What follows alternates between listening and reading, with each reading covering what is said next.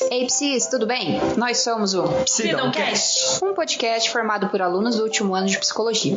Nos juntamos e basicamente a dúvida que surgiu foi: cheguei no último ano, e agora?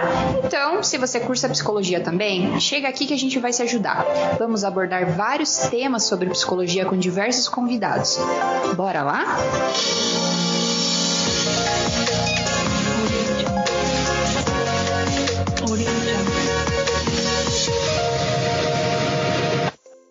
Oi, pessoal, boa tarde para todo mundo que tá aqui. Estamos então no nosso episódio de número 8 e hoje a gente vai falar sobre psicologia do trânsito. E hoje estamos com um formato diferente, temos duas convidadas.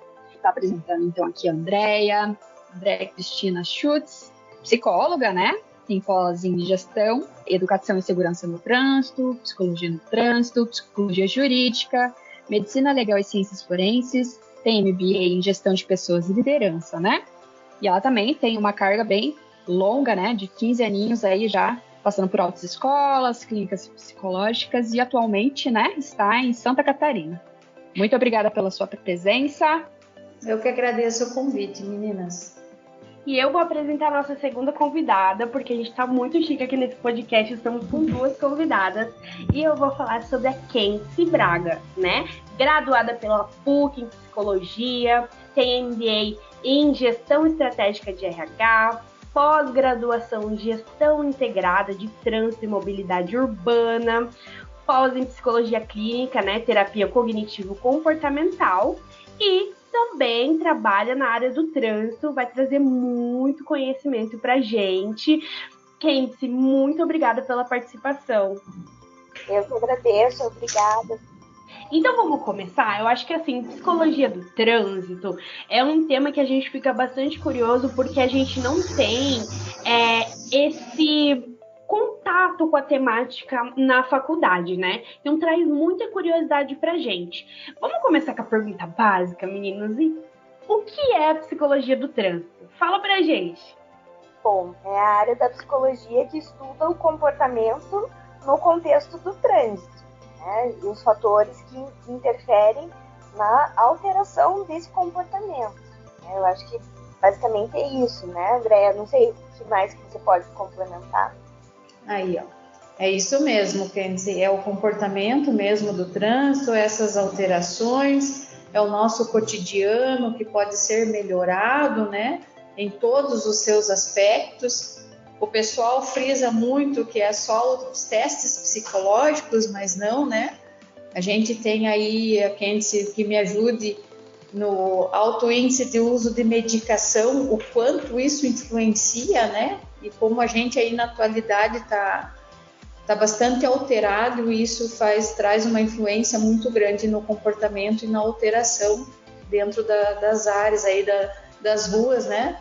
Causando todo esse estresse gigantesco que a gente tem. Legal. Beleza. Para o psicólogo atuar nessa área, quais formações que ele precisa ter? Bom, aqui no Paraná já é exigido desde 2015 que o profissional ele tenha o título de especialista em psicologia do trânsito, que agora se chama psicologia do tráfego.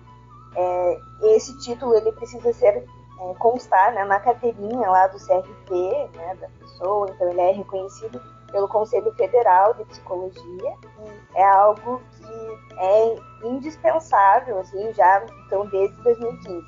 Embora exista uma lei que é mais recente, né, que agora, né, ainda tem um prazo para os profissionais se adequarem, né, dos outros estados, que ainda não possuem o título e queiram atuar nessa área. Isso. Santa Catarina, o que a gente tem aqui? A gente tem muitos profissionais que atuam, estão muito antigos, que não possuem especialização. Eles tinham aqueles cursos de capacitação, alguns deles, tá? Então, hoje realmente surgiu o ano passado que veio essa normativa, que Santa Catarina decidiu. Eles deram até final de 2024 para todos os profissionais, psico e médico, para quem não tem, se atualizar, fazer essa pós para que continuem trabalhando para não perder o seu credenciamento. Mas aqui em Santa Catarina tem muito profissional sem a pós-graduação. É bem interessante isso. Aqui no Paraná não é necessariamente a pós-graduação que é necessária, né? Por exemplo, existe algumas pessoas, como eu, né, que obteve o título de especialista em psicologia do trânsito por meio de uma prova que foi feita lá pelo Conselho Federal de Psicologia. Então, foi no ano de 2014, no meu caso, que eu fiz essa prova, né, e consegui obter o título.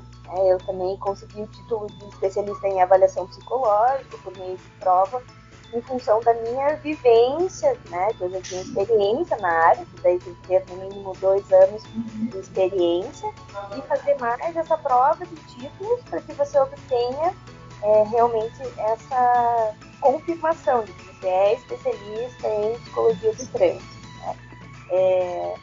Claro, a pós-graduação é o meio mais rápido, né, mais fácil, rápido que eu digo, porque eu nem sei como está no momento, né, essa questão da prova de título, mas normalmente acontecia só uma vez por ano, assim, é algo bem raro de acontecer essa prova de título pelo Conselho Federal, né, lá de Psicologia. Então, a especialização, né, a pós-graduação acaba sendo mais certa, né, para você fazer e realmente obter esse título de especialista.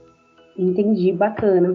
E deixa eu fazer uma pergunta para vocês, então. A gente está falando dessa questão, né, que a gente tem tanto a possibilidade de ser especialista através de avaliação ou então da pós-graduação. E aí, pegando esse gancho, em quais áreas o psicólogo que atua nesse contexto do trânsito pode ter a prática? Ele atua em qual área? Ele pode vir desde ser o perito do Detran, não sei se se credenciar junto ao Detran para fazer parte da junta de psicólogos, né, que são, vamos dizer, um candidato reprova e ele não concordou com o resultado, então ele vai para essa junta especial que acontece só lá dentro do Detran. Então, são sempre compostos por 3 psicólogas, né? Então, ele pode atuar lá dentro, ele pode atuar dentro das clínicas, tanto como contratado como o próprio dono da clínica, ou ele pode participar, ele tem, uma opção que não é dada, né, com a opção de projetos, de melhoramento do trânsito, tudo que seja dentro do contexto do trânsito, estudo de palográfico, né, toda essa testagem que é feita nas clínicas, pode ser feito um estudo bem legal para melhoramentos. Ele pode, em qualquer área, atuar junto até mesmo com o engenheiro do tráfego, né? Como melhorar para evitar certas coisas. Então, a área de marketing também, né? Isso mesmo. As campanhas educativas, e não só campanhas maiores, né? Que são veiculadas na mídia, mas também atuar na área de educação do trânsito, que é uma das coisas mais fundamentais, né, que existem assim, hoje para a gente pensar em mudança de comportamento. Dentro das escolas, né, você veja, vocês estão fazendo estágio, vocês podem ir lá no escolar e por que não daqui a pouco uma educação diante do trânsito, porque isso gera estresse, gera ansiedade, a agressividade, tudo se apresenta ali. Né? Então o pessoal deixa muito restrito, às vezes, o psicólogo do trânsito ele só aplica teste. E não, ele tem uma gama assim, bem legal aí para ser estudada. Bom, aproveitando, né, que vocês trouxeram essas visões diferentes, né, do que é comum para gente, vocês poderiam falar um pouquinho como que é a função de vocês, como que é o trabalho de vocês hoje, como que é a psicologia do trânsito para vocês hoje, como que funciona todo o processo, né? Porque pra gente é sério, isso é tudo muito novo pra gente, tá? Eu posso contar como faz em Santa Catarina, e a quem se conta como funciona lá. Não se assuste, porque você vai se assustar quem se como funciona aqui em Santa Catarina. As meninas já tiraram a habilitação? Já sim. Então, vocês passaram pelo processo, né, lá sentar e ser aplicada a testagem e tal. Como é que funciona Santa Catarina? O aluno chega aqui, o candidato chega, não tem entrevista, tá? Quem acredite se quiser, é colocado todo mundo junto, indiferente se é uma renovação, se é um caminhoneiro ou qualquer coisa, tá todo mundo na mesma sala. É feita a testagem, é corrigido dentro do construto deles lá bonitinho, atingiu o que precisa dentro dos testes, aprovado ou, né, inapto temporário e vida que segue. Tá? Esse é o funcionamento daqui. A gente não tem muito o que fazer, porque às vezes a gente até pega candidatos com medicação pesada, né? Embora as meninas aqui na minha cidade é feito um questionário, um levantamento antes, até por precaução, para que o Conselho de Psicologia não venha daqui a pouco até nós e barre por algum motivo o nosso trabalho, porque a gente sabe que precisa da entrevista. Então a gente acaba fazendo por conta, mas não é, o Santa Catarina não cobra. Isso é uma das brigas aqui, né, em Santa Catarina, para que isso venha a ser primeiro a entrevista e depois eles vão para a sala de testagem, né? E a questão aí dos resultados, a gente fica bastante barrado, né? Eu não sei como é que você funciona aí, mas dependendo do caso, vamos supor assim, um candidato que esteja lá com uma medicação às vezes muito forte, alguma coisa assim, eu não tenho como barrar ele se ele atinge a porcentagem que precisa nos testes. Então ele acaba indo embora, porque a gente tem problemas seríssimos com advogado. Ou é o pai que está ali porque o meu filho é isso, o meu filho é aquilo. E então essa área eu diria que ela é bem delicada. Aqui no Paraná é um pouquinho diferente, né? A gente vem ao longo da história tentando aprimorar o processo de avaliação psicológica. Então foi no ano de 2009 que aqui no Paraná foram credenciadas clínicas para fazer o atendimento, que antes era realizado dentro das unidades dos DETRANs, né, das Ciretrans aqui do Paraná. Era a PUC que prestava serviço para o DETRAN e fazia os funcionários, né, da PUC faziam atendimentos, o médico e o psicológico. E em função do volume, né, da demanda de pessoas muito alto, né, foram abertas as clínicas credenciadas, possibilitando, né, aumentando o número de locais de atendimento e de profissionais, né, atuando também nessa área, né, que consequentemente houve um aumento. E com o passar do tempo, né, foram sendo incluídos, né, seguindo as determinações das resoluções lá do CONTRAN, foi incluída a entrevista, né, ela se tornou obrigatória, então já em 2009, que já começou a fazer a entrevista obrigatória. Ela teve uma época que ela acontecia depois da aplicação dos testes, né, mas já há bastante tempo ela acontece antes da aplicação de testes na avaliação coletiva, com o objetivo de verificar as condições físicas e psíquicas daquela pessoa de ser avaliada naquele dia. Então, aqui no Paraná, necessariamente é feito no mesmo dia a entrevista e a avaliação coletiva, para que justamente você possa identificar se naquele momento, né, naquele dia, a pessoa está em condições de ser avaliada. Por quê? O que a gente percebe? Que acaba interferindo muito nos resultados da avaliação psicológica, se a pessoa não está bem, se ela ingeriu algum tipo de medicação que você estava comentando, né, que é alguma medicação mais forte naquele dia ou no dia anterior, se está passando por um processo de luto, né, teve alguma situação muito difícil naquela semana ali, tudo isso a gente pode, existe, né, uma comunicação agora das clínicas credenciadas, então do psicólogo com o DETRAN, que vai permitir que o psicólogo diga, olha, né, DETRAN, né, na data de hoje o candidato não estava em condições de ser avaliado, por favor, cancele o atendimento dele, né, e permita a remarcação sem custo para uma nova data. Então, isso é uma coisa que é possível que o profissional faça aqui, né? Mas é recente, né, Kenzie? Na verdade, depende muito do profissional, né? Alguns realmente, né, acabam não fazendo essa verificação, cuidado, né? Mas é possível, sim, né, inclusive evitar os custos, né, de uma remarcação, né, de atendimento em uma data em que a pessoa se sinta melhor, né, esteja em melhores condições. Isso tudo é uma coisa que consta em resolução. Eu fiz parte durante mais de 8 anos, né, do setor de psicologia lá do Detran do Paraná. Então, né, acompanhei bastante todo esse processo de evolução, né, por isso que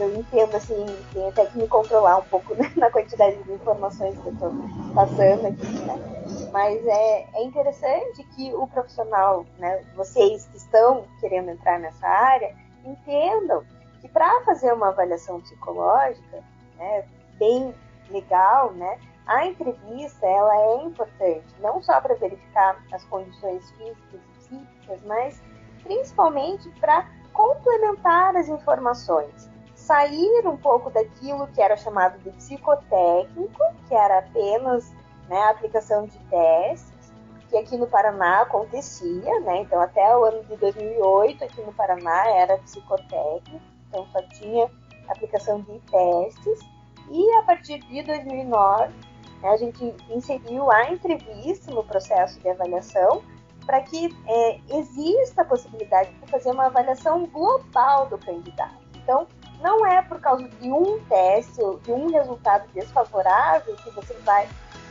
aprovar ou reprovar alguém, né? O que acontece, né?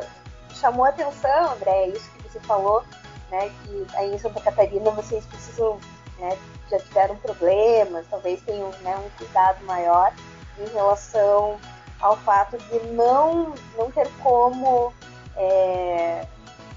deixar uma pessoa inapta, né, temporariamente, e se ela não tiver, se você não tiver como comprovar ali que ela teve um teste com um desempenho inferior. Né? Aqui no Paraná, como a avaliação ela é global, né, ela envolve não só o resultado dos testes psicológicos, a gente pode sim deixar uma pessoa inapto temporário e até inapto definitivo. Né? A gente pode definir, é claro, você tem que, né, bancar esse resultado. Né? Esse é o problema, né? Mas você pode sim oferecer um resultado desfavorável para uma pessoa que tenha bom desempenho nos testes. E acontece muitos casos, muitos casos. E vamos pegar, né, caso assim, a pessoa um jovem, né, faz uso de drogas, mas tem um resultado super favorável, né, maravilhoso em todos os testes. É difícil de detectar de uma forma, por meio dos testes psicológicos, o uso de drogas. Então, por isso, a entrevista ela é um fator muito importante aqui no processo. Então, eu vou deixar vocês seguirem aí com as perguntas, mas eu queria, né, ressaltar assim, que é importante que a gente entenda a avaliação psicológica como um processo, né? Assim, que o profissional é responsável pelos resultados que ele oferece, né? Tem muitos psicólogos que precisam contratar advogados, né? Responder eticamente, então perante, né, o conselho, perante, né, o Ministério Público também, eles vêm em cima mesmo da gente quando as pessoas reclamam, né? E, né, o profissional tem que estar embasado, né? Tem que ter um fundamento para aquele resultado que ele oferece. Então, por isso é importante que você faça com bastante cautela, né? Avaliação, bastante ética também, né? Tenha fundamento ali nos resultados. Legal. A princípio, falando sobre importância, né, Kenzie, vocês poderiam falar para nós qual que é a importância da psicologia no trânsito? Acho que a gente já vem reforçado o que a gente já falou, acho que a gente já atropelou aí a pergunta de vocês, né? É bem interessante isso que a Kenzie trouxe também, a questão de ver esse processo avaliativo, dessa avaliação psicológica do trânsito, que não é porque é tão banalizado, né? Kenzie, é tão... fui lá só fazer, ou a gente escuta frases, você só quer ganhar dinheiro... sabe, umas coisas assim, é tão banalizado, só que as pessoas não têm essa percepção do quanto é importante e do quanto influencia não só na vida do indivíduo, mas é do coletivo, né? Então, eu cheguei a notar assim, que se as pessoas tivessem um pouquinho de consciência e noção de quanto isso é importante, de quanto isso é complexo e muda tudo, nossa, estaria acho que uns 20, 30%, para não dizer mais, resolvido muita coisa dentro das ruas aí. Então, assim, nossa, é muito, muito importante esse processo. E é engraçado, né? Engraçado não, isso na verdade é muito triste, porque nós tivemos semana passada, se eu não me engano, um acidente que, infelizmente, levou a óbito 2 alunos lá do Dom Bosco, sabe? É um tema que realmente percorreu assim, a faculdade inteira e é algo muito triste. E foi por falta de visibilidade, também por alta velocidade da outra parte. Então foi algo muito triste, né? E como a gente vê a importância disso. Foi uma soma de fatores ali que dois jovens acabaram em óbito. Isso é uma tristeza muito grande, né? Tanto é que existem alguns transtornos também que acaba impossibilitando, né, a habilitação. É isso mesmo? Então, a gente diz aqui, como eu estou nos médicos, que qualquer pessoa tem habilitação, todos têm direito. Claro que com suas ressalvas. Eu digo assim, até o cego pode dirigir, mas dirigir no sentido que ele indica um condutor. Então, sempre vai ter alguém apto, consciente, a fazer esse transitar. Só que tudo, eu volto lá na palavra consciência, né? Se as pessoas tivessem um pouquinho mais de consciência das coisas, não estaria esse caos que a gente está aí. Então, indiferente de transtorno, o que acontece, eu digo assim, as pessoas não têm desculpa para tal. Quando eu fiz um curso de trânsito aí, eles trouxeram as porcentagens, as estatísticas, que 95% dos acidentes seriam possíveis que eles não existissem, né? Ou a causa assim, seria aquele bater, aquele famoso totozinho que a gente diz, sabe? Sem danos, maiores danos. E daí o professor ainda continuou, ainda reforço, porque 5% não é falha do ser humano, porque o ser humano ele pode ainda, quando ele tem a consciência, evitar tudo isso. Então ele traz que se a gente tivesse essa consciência, praticamente, para não dizer 100% dos acidentes seriam evitáveis. E isso é triste. E daí quando a gente começa a ter uma outra perspectiva, olhar de outro ângulo, realmente, excesso de velocidade, essa autoconfiança, o uso de medicação, mas eu estou bem. Não, você não está bem. Né? Uma notícia que abala o teu psicológico, gente, a gente fica completamente fora de órbita. Não, eu estou consciente, eu posso ir dirigir. Não, você não pode. Né? Então, tem todo um contexto aí.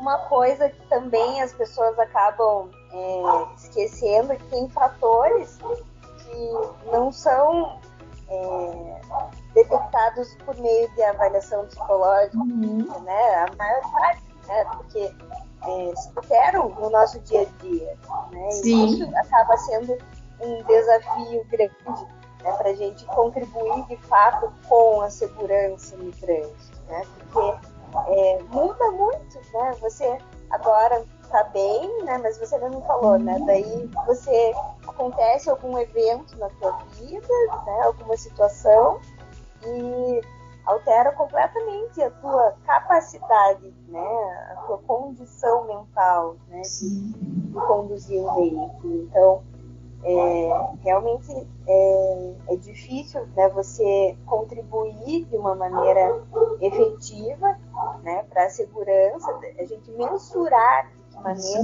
que o psicólogo está contribuindo de fato, né, com a segurança no trânsito. Mas eu acredito que vocês, principalmente, né, que são novos aí, né, pensando em entrar nessa área da psicologia do trânsito, tem que pensar na importância de investir na área de educação.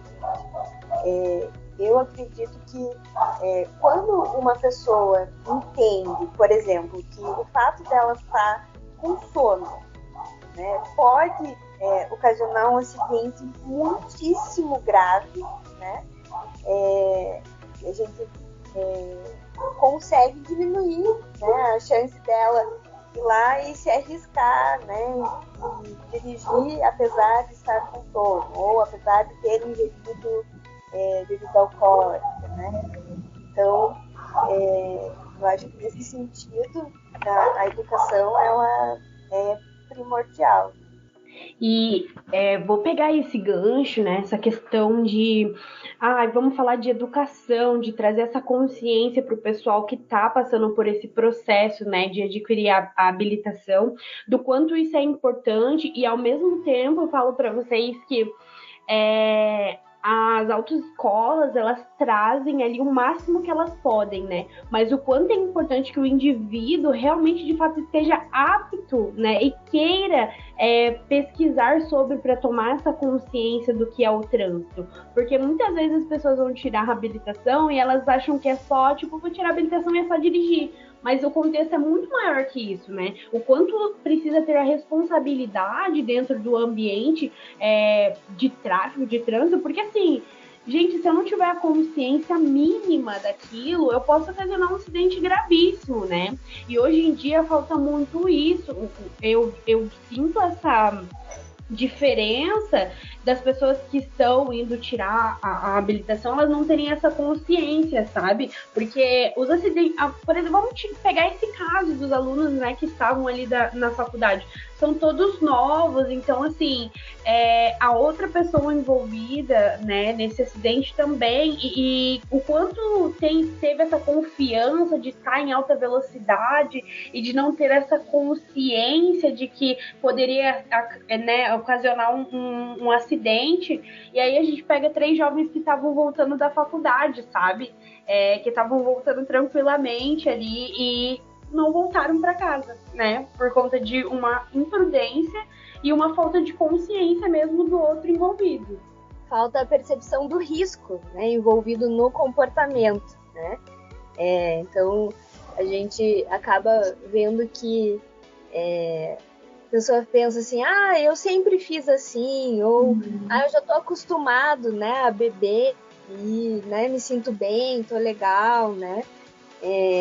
Então, aqui a velocidade permitida é muito baixa, né? Nossa, vão ficar buzinando aqui atrás de mim, né? Pra que isso, né? Então, as pessoas realmente fora, né, a situação de que cada um pensa em si próprio, né? Eu tô com pressa, né? Eu tenho que chegar no meu destino, né, o mais rápido possível, da maneira confortável, né, dirigindo. Então, tudo isso são fatores que eu acredito que interferem muito, né, na forma, né, das pessoas se comportarem aí, né, no trânsito. Perfeito. E agora vamos falar um pouquinho dessa questão de contribuição, né, do psicólogo no trânsito. Gente, como vocês acham, né, que o psicólogo ele pode contribuir para a diminuição da agressividade que existe hoje no trânsito? Eu acredito que seja bem difícil, né? Porque como a gente, quando a gente fala em emoção, né, não só agressividade, mas se a gente pensar na ansiedade, impulsividade, são fatores que hoje são avaliados, né, por meio da avaliação psicológica, né, quando a gente vai verificar as questões relacionadas à personalidade dos indivíduos, né, ao comportamento, a gente tenta, de alguma forma, identificar de que maneira que está no momento, né, a pessoa lidando com as situações da vida dela, né, do dia a dia. Mas isso tudo se altera muito, né? A gente, como eu já falei, né, situações diferentes acontecem na nossa vida e que nos transformam de certa forma, né? Fazem com que a gente tenha atitudes diferentes, né? Quem nunca, sei lá, passou por alguma situação mais difícil no trânsito mesmo, né? Que acaba gerando irritação e você se torna mais agressivo do que normalmente você se apresenta, né, nos teus locais, né, de convivência. Então, acaba, né, na minha opinião, né, sendo realmente difícil a gente contribuir de uma maneira efetiva. O que a gente pode fazer, sim, é trabalhar com a conscientização, né, a importância daí não só para o psicólogo, né, do trânsito, mas os psicólogos de uma maneira geral, né, trabalharem aí com a parte de inteligência emocional, né, o controle das emoções, né, para que a gente saiba lidar com os sentimentos que surgem, né, na nossa mente, né, as vontades que a gente tem, né, o controle da impulsividade, né, da agressividade. A minha opinião é essa. Perfeito, então, eu acho que é isso mesmo. E esse é o intuito da gente trazer essa informação. E aí, pra gente vamos partir pro final, assim, que a gente deixou essa pergunta pro final, que é assim, gente, vocês podem explicar um pouquinho pra gente do que é avaliado de fato nessa avaliação psicológica que é feito, tudo que é avaliado, para que as pessoas escutem e entendam o que é essa avaliação que o psicólogo faz? Eu vou deixar um gancho para Keynes. Eu vou fazer assim, ó, numa resposta minha a um candidato, porque ele fez o teste lá de memória, certo? E ele não conseguiu e tal, não passou, aí tem todo o contexto, né? Aí ele vem assim, mas eu nem uso muito a memória, então eu não preciso. Aí eu perguntei dele assim, que absurdo, olha, eu sentado aqui numa sala, e não consegui fazer. Eu assim, então tá, então eu vou te dar um exemplo. Fulano, você pensa, você está sentado numa sala, né, onde está tudo controlado, bonitinho, não tem risco, não tem barulho, não tem nada que te atrapalhe. Agora, você já pensou, você na estrada, dá um acidente e você precisa chamar a emergência. Você não sabe dizer nem onde está, nem onde passou. E não é por causa do impacto, é porque simplesmente você vai precisar da tua memória, tá? Você precisa em algum momento, esses estímulos todos, e alguma coisa você precisa para trazer isso para você, por uma questão de sobrevivência. Ele ficou parado, me olhando. Aí eu fui vinculando os testes, sabe? Olha, isso aqui para isso. Olha, aqui você vai usar para tal, o raciocínio lógico, cara, você usa todas essas funções, porque o ato de dirigir é extremamente complexo. Não é simplesmente eu sento no carro, eu pego e vou. Ele automatiza esse sistema, mas o restante, gente, a gente precisa de todas as funções intactas, perfeitas lá. Aí ele ficou me olhando, assim como, né? Então tá. Mas o pessoal é difícil de entender, né, o porquê de eu estar sentadinho fazendo um teste que para ele não serve para nada. Eu costumo falar bastante assim, que no trânsito as coisas acontecem muito rápido, né? A gente precisa estar atento a várias coisas ao mesmo tempo. E tem que ter um cuidado, atenção grande, mas a gente também precisa ter agilidade para tomar decisões, né? Você não pode ficar lá no trânsito olhando, pensando na vida, né? Ou até você conseguir lembrar de alguma coisa, né? O que eu faço nesse momento, né? Então, você tem que ter as suas funções mentais preservadas, né? Ali de atenção, de memória, de raciocínio, né? E em relação às características de personalidade, né? Quando a gente fala que são avaliadas aqui também, do comportamento, é muito importante essa questão do controle emocional, verificar como que a pessoa costuma ser no dia a dia dela, né? Assim, nos diversos situações da vida dela. Infelizmente, lá em Santa Catarina ainda não é obrigatória a entrevista, né? Mas aqui a gente consegue. As pessoas também têm dificuldade de entender, né? Ah, por que na entrevista quer saber tanta coisa, né? Assim, da minha vida. Mas eu costumo explicar, né? Que a gente já está fazendo, durante a entrevista, a avaliação da atenção, da memória, né? Porque as pessoas têm o costume, às vezes, de responder, nem lembro, faz tanto tempo, né? Daí eu costumo falar, né? Assim, tô avaliando sua memória, né? Daí a pessoa para um pouquinho, pensa, né? Se esforça um pouquinho mais para responder. Então, eu acho, assim, que depende muito de nós, né? A gente também esclarecermos para o candidato, né, para a pessoa ali, o que é a avaliação psicológica, né, o que a gente está avaliando. Aqui no Paraná a gente costuma oferecer gratuitamente para as pessoas que não são aprovadas na avaliação uma entrevista devolutiva, que é justamente para explicar o que aconteceu, né.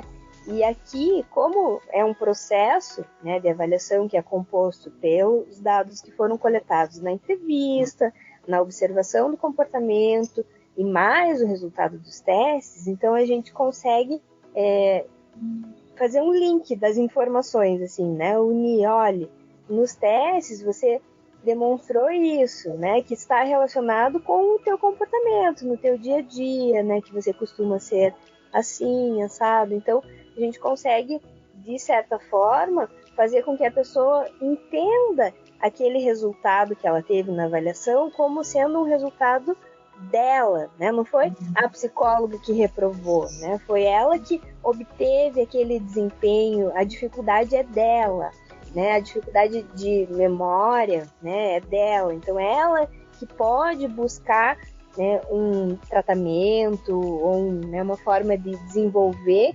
melhor essa habilidade, né? A gente faz vários encaminhamentos, né? Às vezes para neuropsicólogo, né, para desenvolver as habilidades. Muitas vezes, né, a questão emocional está interferindo na habilidade da pessoa, então a gente também pode fazer encaminhamento para psicoterapia. A gente não pode obrigar a pessoa a seguir esses encaminhamentos, mas a gente pode sim sugerir.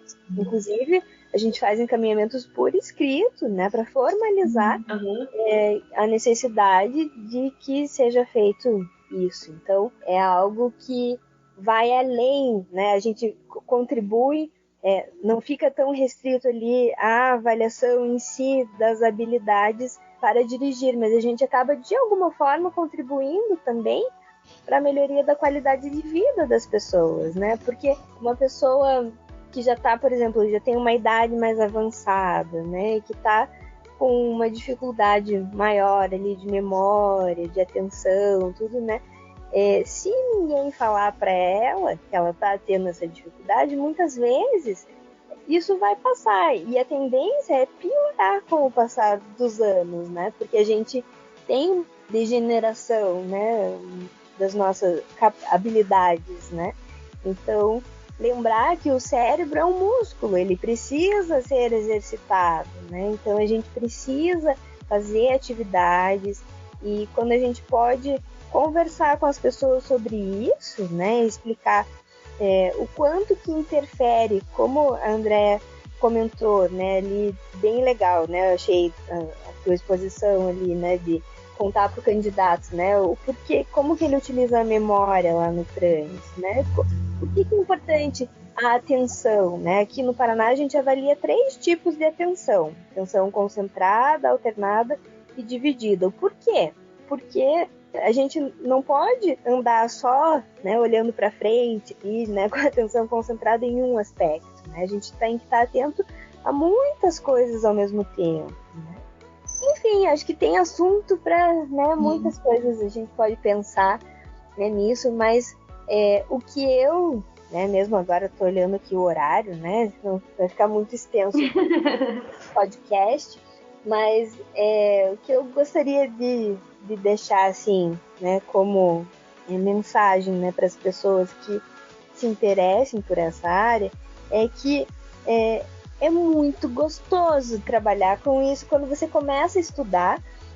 Eu, né, assim como a Andréia, também trabalho já há 15 anos, né, desde 2009 que eu trabalho na área do trânsito, e quanto mais você começa a pesquisar sobre o assunto e se aprofundar nisso, né, quando você faz com amor, é muito gostoso, assim, é uma área boa de você trabalhar. E não tem que pensar, né, que é só avaliação psicológica. Eu acho que tem muito mais coisas que a gente pode fazer. Aqui no Paraná, o Detran, ele oferece um apoio grande para os profissionais. No Detran é feito um acompanhamento. Então, desde o momento em que a pessoa manifesta o desejo de trabalhar nessa área da psicologia do trânsito, né, relacionada aí à avaliação psicológica. Então, a pessoa ela vai se credenciar ao Detran e vai passar por um treinamento inicial, em que serão passadas algumas informações básicas de como que é o processo de trabalho, né, a rotina de trabalho do psicólogo. Também, né, a gente relembra a importância de estar atento às informações, né, às orientações que constam nas resoluções, porque muda bastante, né?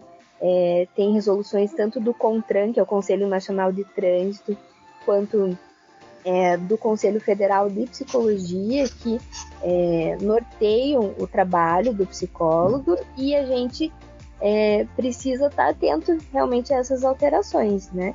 E aqui no Detran a gente tem o apoio. Então, se você tem inclusive dúvidas, né, em relação ao resultado que você vai oferecer para o candidato, né, quer discutir um caso, né, assim, existe a liberdade da gente entrar em contato aqui com o Detran, lá no setor de psicologia, né, a gente tem uma equipe bem legal lá que daí conversa, né, discute, troca ideias. Então, nessa parte da avaliação psicológica, né, aqui relacionada ao trânsito, a gente tem bastante apoio aqui do Detran. Apoio e fiscalização, porque eles também querem que a gente faça o trabalho bem corretamente, né, de acordo com o que é exigido pela lei.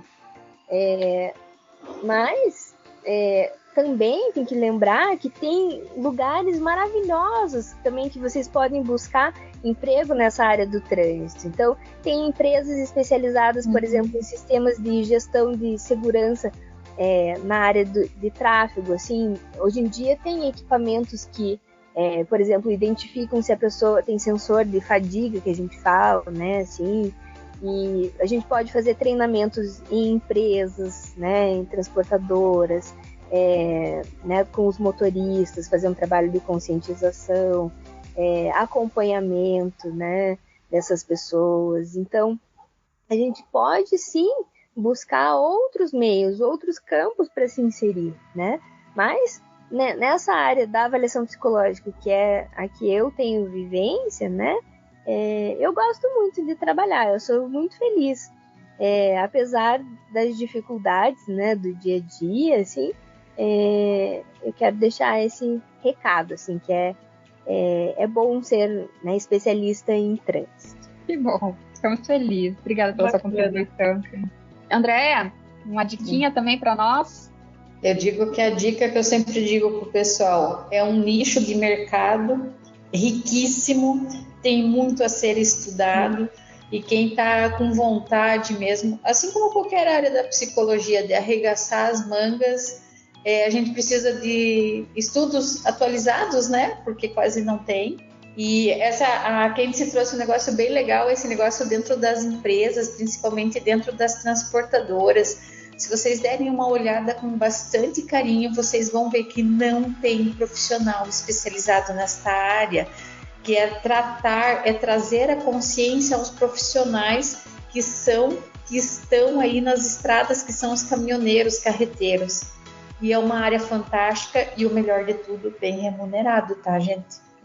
Eu sei, né? Só fica a dica aí, é um nichinho de mercado bem interessante. Porque o pessoal sempre se volta para a clínica, né? Uhum. E nada impede, porque a área do trânsito tem essa também, né? De você conseguir conciliar a clínica, a psicologia clínica, que inclusive, tá? Quando a gente faz a entrevista, os teus candidatos ou os teus clientes saem lá da entrevista da psicologia de trânsito, tá? Eu não sei a Kenzie, mas volta e meia um aparece, você atende? Tô precisando. E ali eles vêm, tá? É uma grande cartela de cliente aí também. Bacana, bacana.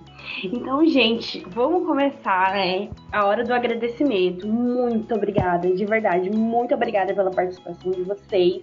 Eu acho que a galera que ficou até aqui no podcast, absorveu muita informação. Porque é essa sensação que eu saio, sabe? De agora ter o mínimo de conhecimento sobre o que é psicologia do trânsito e sair de alguém que, apesar de estar se formando em psicologia, né, sair de um lugar de leigo mesmo, porque a gente não tem a noção do que é a psicologia do trânsito. Então, muito obrigada. Agradecemos de coração a participação de vocês. E também queremos agradecer a participação de quem está ouvindo a gente, que chegou até o final, que absorveu todas as informações. Que a gente quer pedir também para que vocês deixem um like, compartilhem com os amigos, né? Dividam conhecimento, é importante, é rico. E é isso. Muito obrigada a todo mundo. Tchau!